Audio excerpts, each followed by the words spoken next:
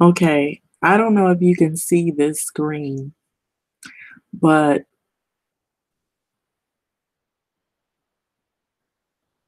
not that long ago, the USC students graduated, and I did a video, and Oprah was one of the speakers during. And so what she spoke about was fake news, and she spoke about that pretty candidly. Her talk and her speech pretty much urged and warned about the dangers of fake news. During her speech, she warned the graduating class of USC Annenberg School for Communication and Journalism about the dangers of fake news. So, Oprah Winfrey is urging 2018 graduates to be the truth and exemplify honesty. The media mogul passed on these words of wisdom and more during an impassioned commencement speech at the university. And so I went over all of this in a previous video, and I know people are wondering, why would you do the same thing over again? Well, the reason why is I just want to stop for a moment here. If you look at my title, it talks about how some famous people in the Black community will make comments regarding social issues. And so I thought this was a good example of using Oprah Winfrey. And I'm just going to look at the comment she made about condemning fake news and being the truth. So I noticed that I didn't really get people to really speak very much or very highly about Oprah. And I'll just be honest and say that in the Black community, there may well be some people who really like Oprah, but from what I've heard, I'll be honest, and this is not me just casting her out or anything like that. I'm not trying to say anything to like just bash her, but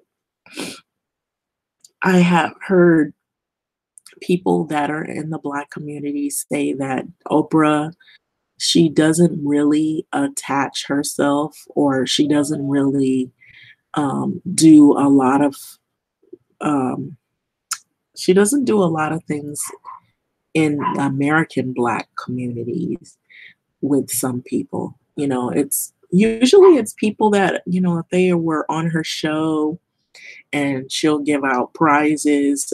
Sometimes she'll do some heartfelt shows.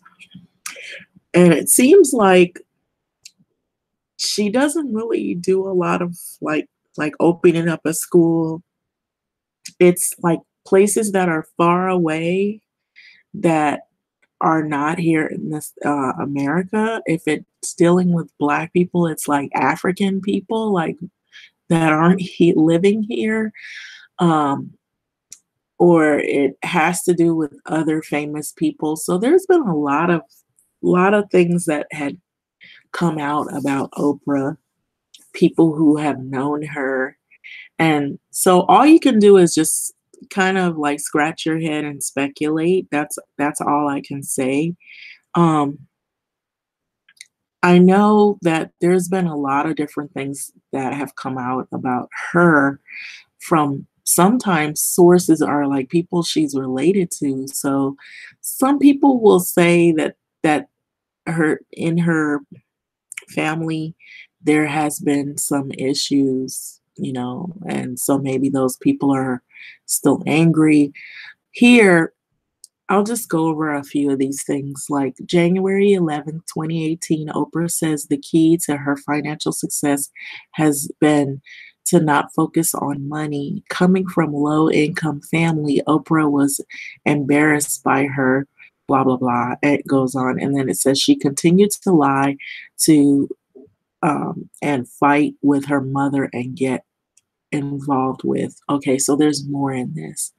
So there's a lot of stuff from family members of Oprah that doesn't sound very much like the Oprah that we see in the media as they portray her as, and for some reason, white people seem to look up to her like she's some kind of god of the Black women's community. I don't know what that is, but I think she's careful to say the right things and who to say them to. And I believe there's some underlying or underpinning stories that have not yet surfaced about her. But there have been some things that have slightly surfaced, but it can only raise speculation and some to question her credibility as well. Even though she's very successful, she's very wealthy, and she's very well spoken, there's a lot of things about her that people are not sure about. And so this was entitled here, it was time.com and money. How did Oprah make all of her money? And it says 10 surprising stories. Then there's another one, and I'm not trying to put other people down if you are in the LGBT community, but there's also in the New York Post.com, lesbian flings, prostitution and abuse and lies, Oprah's hidden life. Just the titles kind of give you like a clue that there may be other things that people were not aware of. It's not to say that, that you can for sure say that this is true, but I'm just going to click on this one because it's in the New York Post right here.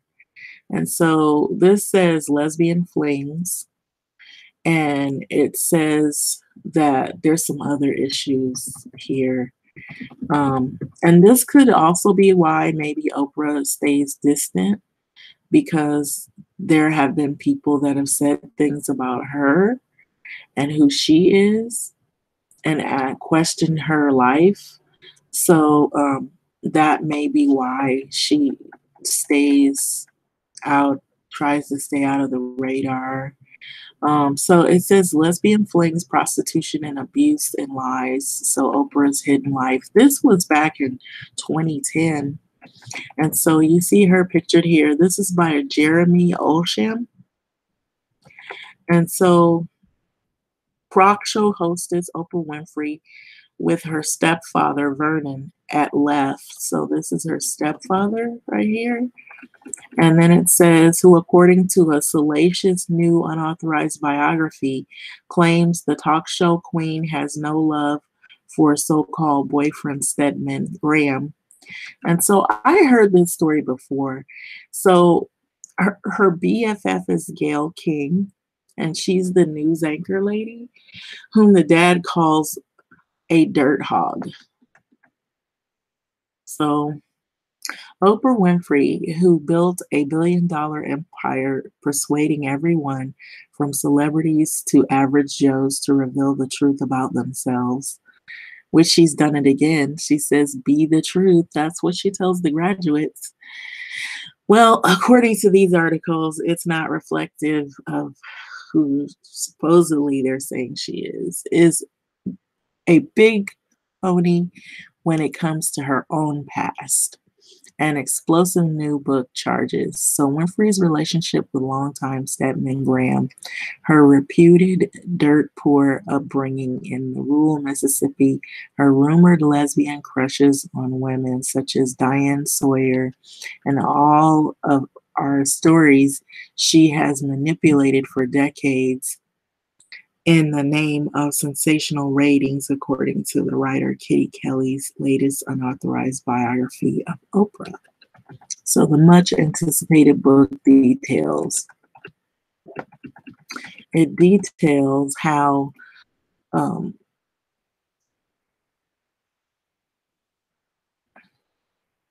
She went to great lengths. It says that she concocted stories about sexual abuse she suffered as a child and grossly exaggerated um, the poverty she brought up in, and she went to great lengths to conceal her lesbian affairs, including hefty payoffs, by publicly attaching herself to Graham, who is Stedman, to appear more normal to her audience of housewives. Um, it's pretty scary too because these people have a lot of money and they can do a lot of things and say a lot of things, and then you find out later down the road that you want to find out, no, this is not true, they're just rumors, but then sometimes you find out there's some truth to some of this. um so it says she lavished romantic gifts, including a diamond ring or toe ring, on the ABC talking head Diane Sawyer. Winfrey sold her body to earn extra money and has even described herself as a teen prostitute. She doesn't know the true identity of her biological father. Her relationship with her own mother is so cold that Winfrey won't even let the older woman have her phone number. It's crazy. Winfrey was born in, okay, so correct me if I'm wrong. I may be saying it wrong. It's in Mississippi. It was in 1954. She was born Cos, Cosecuco, Mississippi. And the way she likes to tell it, she was so impoverished that she never had any new dresses or dolls and had to adopt two cockroaches as pets, naming them Melinda and Sandy. But her family says that that was nonsense. She may not have been well off, but Oprah was relatively a spoiled little girl, her cousin had said. So, where Oprah got the nonsense about growing up in filth and roaches, I have no idea, said the relative Catherine Carr Esters. I've confronted her and asked, why did you tell such lies? Oprah told me that's what people want to hear. The truth is boring. A friend of Esther's added that the manipulation of her past is a key to her success. Every movie is calculated to further her brand and lift her image, so which is why she does good works, Juliet Battles has said. As a teen, Winfrey was a wild child, promiscuous to the point of prostitution, her relatives said. So the future star would steal from her mother's purse, pawn her jewelry, and even turn tricks. So she was eventually sent to live in Nashville with Vernon Winfrey, which is the guy that's pictured above, her stepdad, who was her mother's former lover and who is listed on the birth certificate as her dad.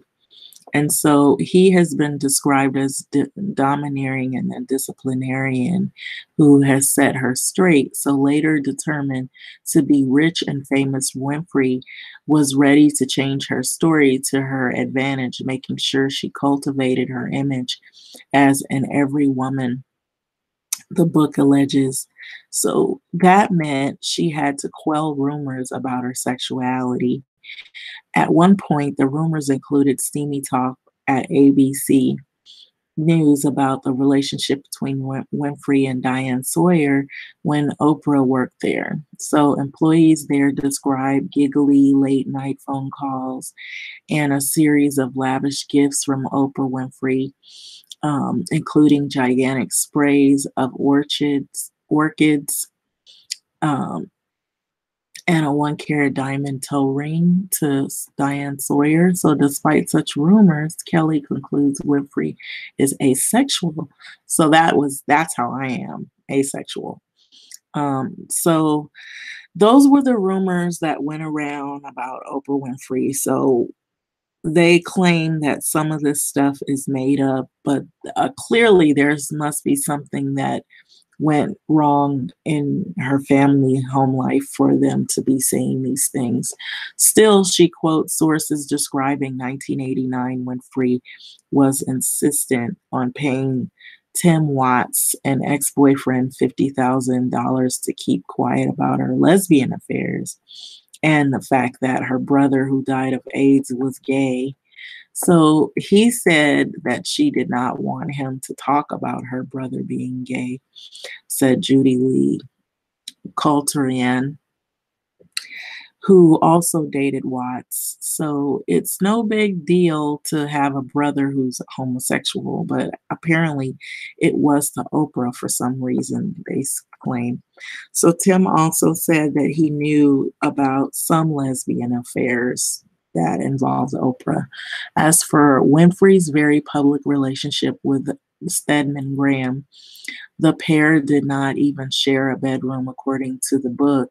Landscape architect James Von Sweden of Ome, who spent years working for the couple, said he planned to design a space for a wedding in front of their new estate, but knew immediately after watching them together that there would never be a wedding. Oprah keeps Stedman around because she wants the audience to accept her as a normal woman with a man in her life. But from what I saw during those 4 years, I can tell you that there's nothing there with Stedman. Nothing at all, he said. He's simply a fixture in her life, Von Sweden added, window dressing. According to her father, Vernon, Oprah admitted that she was not in love with Stedman. I'm in like, not in love, she told him, according to the book. So she did reportedly have one affair with a man, Entertainment Tonight's John Tesh, while the two were working in Nashville. According to Tesh's ex, he broke things off because he couldn't deal with the stigma of being in an interracial couple. So he said that one night he looked down and saw his white body next to her black body and couldn't take it anymore. The ex said he walked out in the middle of the night. Winfrey has played coy on Tesh for a while. So Vernon Winfrey says he's been dismayed by how Oprah plays fast and loose with the truth.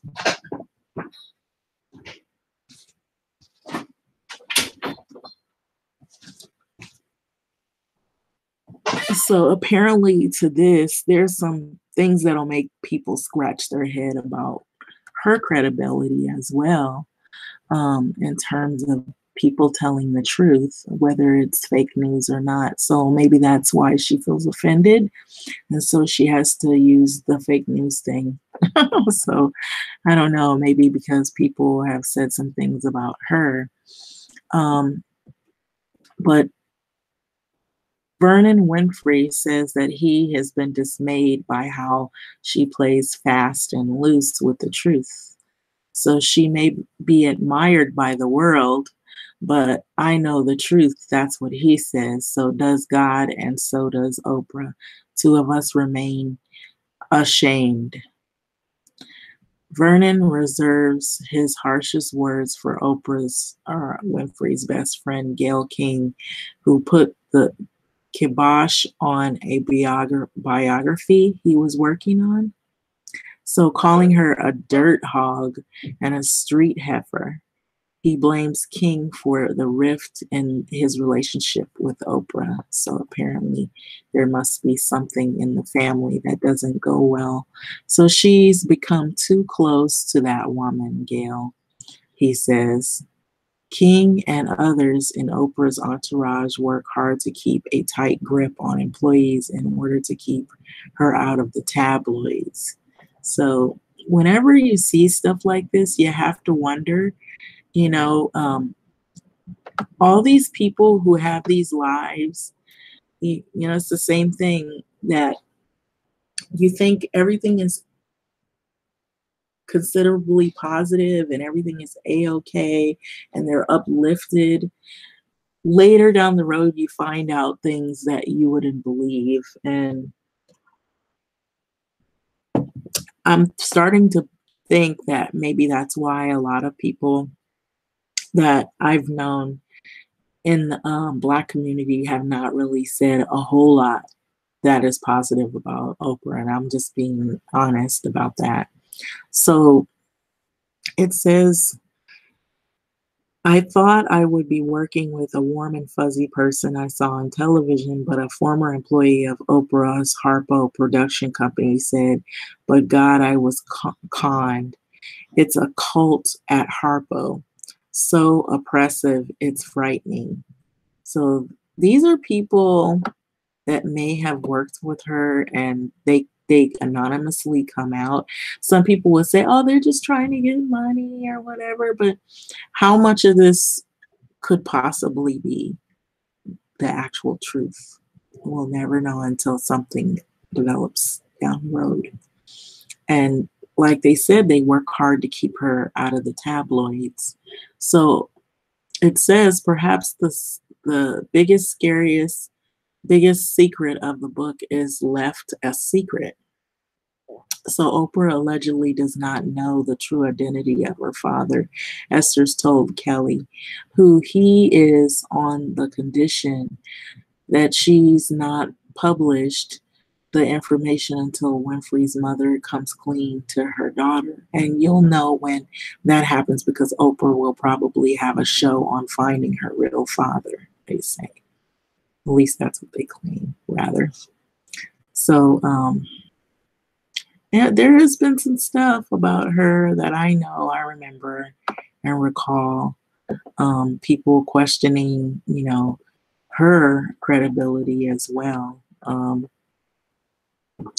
So it goes on to say that Esther's told Kelly who he is on the condition she not publish information until Winfrey's mother comes clean to her daughter. So, and you'll know because they said she'll probably do a show on finding her real father, Esther said. So, as I said, the girl wastes nothing. So, that's just one of many articles. Everybody's always trying to surf or find out, different things. Now, this Oprah Winfrey 2020, it's got a big question mark. And so this seemed like it was more recent. This is called the Washington Post, which a lot of their stuff does really come out to be pretty credible. And so Oprah might run for president. We did the opposition research for you by Avi Selk. Okay, so it says speculation about the television host Oprah Winfrey running for president intensified after her speech at the Golden Globe Awards. Since everyone has suddenly been talking about Oprah 2020, let's talk about what her campaign might look like, or more specifically, what her opponents might do to it. So, when people run for president, all of the dirt about them comes out. And you can't hide anything then. So that might be another reason why she doesn't want to run for president, because anything about her, anything will surface. There's this thing here that says no, there's no reason to think politics will become any less brutal in the next 2 years. And there's every reason to expect that opposition researchers would happily dig through Oprah Winfrey's storied history. Exactly what I said. As a talk show host, cultural icon, fake book promoter, that has come out, and she said she wasn't even running, and they're saying that. An advocate of mystical healing powers, a fair of hamburgers, and apparent chum of Harvey Weinstein. That doesn't sound good right there. Not to mention the child sex abuse scandal. Oh, wow. Okay. For all of those people who are so in love with Oprah, you might want to, rethink. Here's a sampling of the awkward, potential problematic issues that Oprah Winfrey might have to explain while she's on her campaign trail. So it goes along to mention this. I mean, they found everything out about Donald Trump and his affairs with the prostitute ladies and all of the stripper ladies. So Oprah and the child sex abuse scandal. Remember the headache The defunct Trump University became for its namesake during his campaign. Well, some might prefer the to forget the cascading disaster of Oprah Winfrey's Leadership Academy for Girls. And this is what I was saying, like she does a lot of things that have to do with if it's Black people, they're in Africa and there's way off somewhere else, not here in the States. So this goes into this. Winfrey called the sprawling $40 million complex her gift to poor South African girls when it opened in 2007. Complete with a yoga studio and a beauty salon, she initially had to defend the luxurious complex against accusations that it looked elitist in a country racked by poverty. So she defended the school in her typical heartwarming style.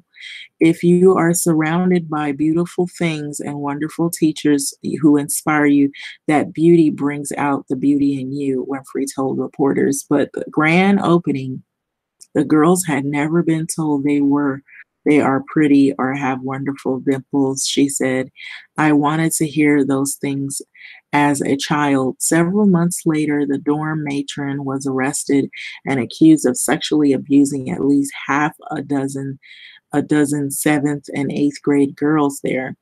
Oprah was reportedly heartbroken. She cried for half an hour. She told reporters in the news conference after the matron was arrested. She accused school officials of covering up the scandal.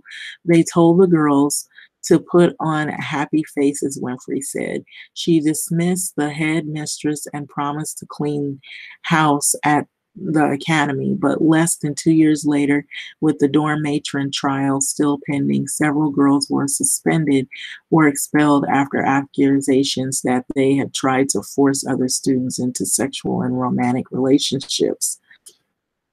And then the original accusation began to unravel the next year. The Guardian reported Oprah, and it's not fake news. Let me reiterate, it's not fake news. Oprah settled with the headmistress, who had accused her of defamation by suggesting that she knew of the dorm matron's actions. A few months after that, the dorm matron was acquitted of all the charges, The Guardian wrote. The judge had found the girl's accusations self-contradictory and not credible. The matron told reporters that her life had been ruined, so she was broke, unemployed, and she said that she didn't know if she could ever forgive Oprah Winfrey, who continued to stand by the girl's accusations. The Academy continues to operate to this day. So it recently celebrated its 10th anniversary with a scandal-free story in the Variety, which notes Oprah's advice for the girls: I want you to be the president of your own life. Oprah turned a cancer patient on to junk science. So if Winfrey becomes president, she would have enormous influence over American healthcare, including nominating the Surgeon General and Health Secretary. She already selected America's doctor. The Winfrey term for Mehmet Oz, so Dr. Oz, on her show better known as Dr. Oz, where he became famous for dispensing health advice in the mid 2000s, including the classic segment Everybody Poops. Today, the Washington Post wrote that Oz has his own show and may be the country's most influential physician, and he regularly uses that influence to promote treatments with no scientific basis, including literally magic beans. Oz may not necessarily be politically toxic. Trump appeared on his show during the 2016 campaign, but he's become what you call a pariah in the medical community. So Winfrey booted him from her media network 2 years ago after a group of physicians accused him of quack treatments. So nor is he the only accused quack Winfrey has embraced. As The Guardian wrote, she's been blamed for boosting Jenny McCarthy's anti-vaccine crusade. And Winfrey has reportedly plugged a mystical self-help system called The Secret, which claims that thinking good thoughts and buying DVDs can cure emotional, financial, and physical problems. And I got one of those books. I saw it, and it really, if you read it, it's just like a bunch of bull crap. It's all this self-help stuff, like Philly good type of stuff. And it really doesn't have, you don't have to buy these products in that book to tell yourself good things. It's really, to me, I find it to be rather silly. So Winfrey's first show about The Secret helped make a believer of Kim Tinkham, so who had recently been diagnosed with breast cancer. This is where it's sad, and it's probably not a good idea to promote these type of ways to heal people, because everybody's situation on a case by case is different. And so to give them Philly good books and DVDs is not going to cure them of cancer. It may make them feel at ease while they're going through their treatments, but it's not going to cure them. So she told Winfrey in 2007 that the system had inspired her to ignore her doctors. That's not good. Who told her she needed immediate surgery and treatment. I've decided to heal myself, the Cam said. Winfrey tried to talk her out of it. I'm really happy the message, or certainly some kind of message, is reaching mass consciousness, she said, but to Cam, could think healing thoughts and still get a partial mastectomy. So the Washington Examiner reported to Cam died 3 years later. Oh boy, that's not good. Oprah caused a hamburger panic. So most people assume Winfrey, a backer of former President Barack Obama and Hillary Clinton, that would run as Democrat. So she certainly needs to win California or Texas if she somehow ran as a Republican. Both happen to be big beef states. So the latter was also the site of Winfrey's infamous beef lawsuit. So it began with an episode of Oprah Winfrey's show in 1996 amid widespread fears of a so-called mad cow disease, potentially fatal illness that humans can catch by eating certain organs of infected cattle. Though the disease's spread had actually peaked a few years earlier, according to the Center of Disease Control and Prevention. Winfrey brought a vegetarian activist onto her show, and this is what happened. You said this disease can make AIDS look like a common cold, Winfrey told the activist, according to the Associated Press. Absolutely, the activist replied. It has stopped me from eating another burger, Winfrey exclaimed, and her audience applauded. Ranchers said beef prices crashed to 10-year low the next day, all behind her saying thanks. Oprah was accused of whipping up the beef or anti-beef lynch mob. CNN reported 2 years later, after a group of ranchers sued Oprah Winfrey under a Texas lawsuit against making disparaging statements about perishable food products. A judge later downgraded the case to defamation suit, where Oprah Winfrey was forced to relocate her show to Amarillo, where her fans packed the streets outside the courtroom during the 1998 trial. So a lot of people are like sprung on her, even with all this craziness. So meat lovers remember the spectacle for decades. Why does Oprah continue to bully beef? Beef magazine wrote several years ago and accused Winfrey of using her magazine to publish a hit piece against the factory farms, which the swing states boast more than a few. So it's a lot of stuff. Oprah defended a fake book. Oprah Winfrey smiles after the jury rejected the lawsuit by Texas cattlemen who claim Winfrey's televised comments about mad cow disease caused the beef market to plummet and cost them millions of dollars. So this was her after she came out of that court case, the lawsuit. So Oprah defended, this is the next one. She defended a fake book. So, with the beef wars behind her, Winfrey returned to her staple brand of positivity, sometimes tinged with tragedy. In the fall of 2005, she brought author James Frey onto her show, who had written a harrowing memoir about overcoming alcohol addiction and drug addiction. If you ever had to live through this with someone you love, here's a story that was written for you, Winfrey told her viewers. So the rest of the segment was filled with the passage of Frey's book, A Million Little Pieces. Frey regaining consciousness in an airplane with no memory and missing teeth. Frey's getting dental surgery without anesthesia. Frey freebasing cocaine and snorting glue. I have, and it comes. I heave and it comes, Frey recited in his book. The burning vomit comes and comes again and again and again. So Winfrey enthusiastically recommended, she does book recommendations. So she recommended A Million Little Pieces for her book club. It was sold more than 2 million copies over the next 2 months, and the New York Times reported this, but then reporters looked into the Frey story and forced him to admit that he had made many of those stories up,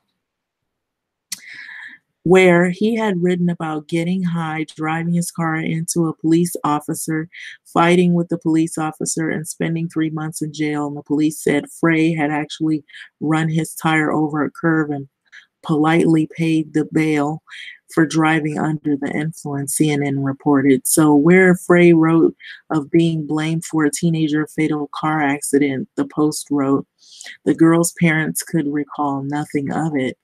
So this is the book, A Million Little Pieces, and it has Oprah's name on it for Oprah's Book Club.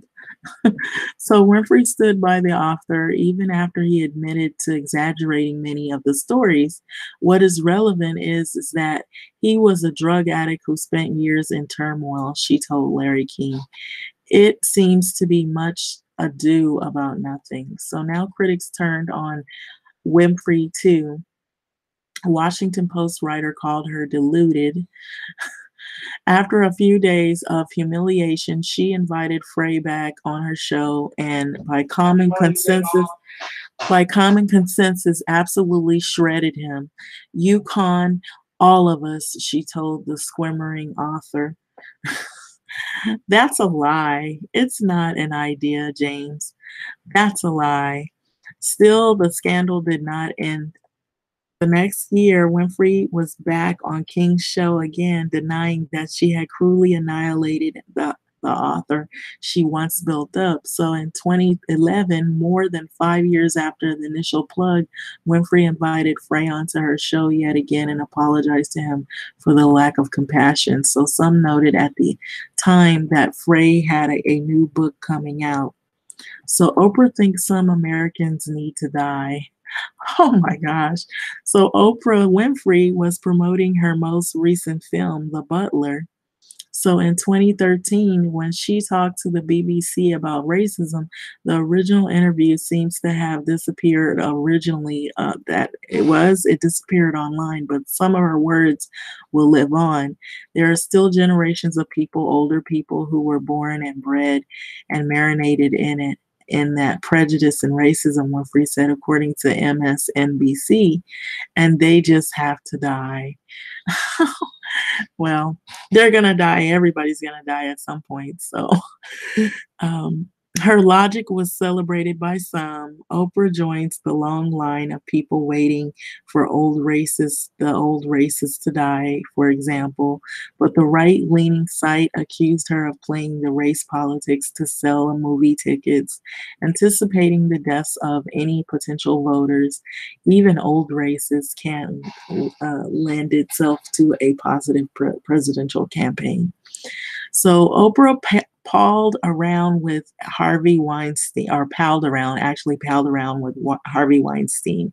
So Harvey Weinstein is the big producer, big top guy that was caught in the sex scandal that we recently heard about amid the Bill Cosby issues. So, speaking of The Butler, it was co produced by Harvey Weinstein.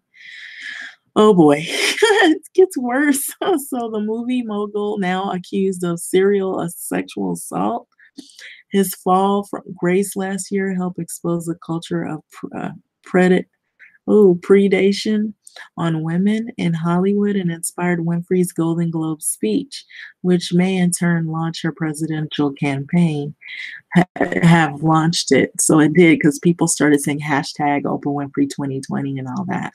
So, but Weinstein's behavior was reportedly an open secret in the industry, which might make all the photos of Winfrey smoozing around him a political problem. Conservatives are already gleefully cataloging the pictures. So these are the pictures with Oprah and Weinstein and her,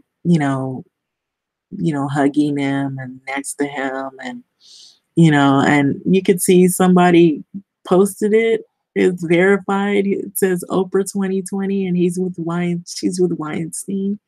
So that amidst all of what's gone on, that doesn't look so great. Unlike with Frey, Winfrey at least never publicly defended Weinstein after the accusations went public, which is true. Rather, she condemned his hideous behavior. Still, her spokesman had to deny a TMZ report that Oprah Winfrey urged Weinstein to defend himself against the scandal. Uh-oh, that's not good. So it's up and down like a roller coaster. So, and in November, actress KD Noble told reporters that Weinstein had seduced her in part by introducing her to Winfrey and Naomi Campbell. So this led to a headline on page 6. Weinstein used Oprah and Naomi to seduce me. Fair or not? That's the stuff attack or that's the stuff attack ads are made of. So that's the kind of stuff. Those are just some of the things they claim that could come up that would, make it hard for her to run, to be picked as president, outside of being a Black woman and a woman. So I don't know. It's just so much stuff, but you gotta wonder the credibility of people sometimes too, who talk about other people's credibility as well. So, she tells people that they need to tell the truth. So, oh well. That being said, like, comment, subscribe. Give me your feedback on how you feel about this. Thanks for listening.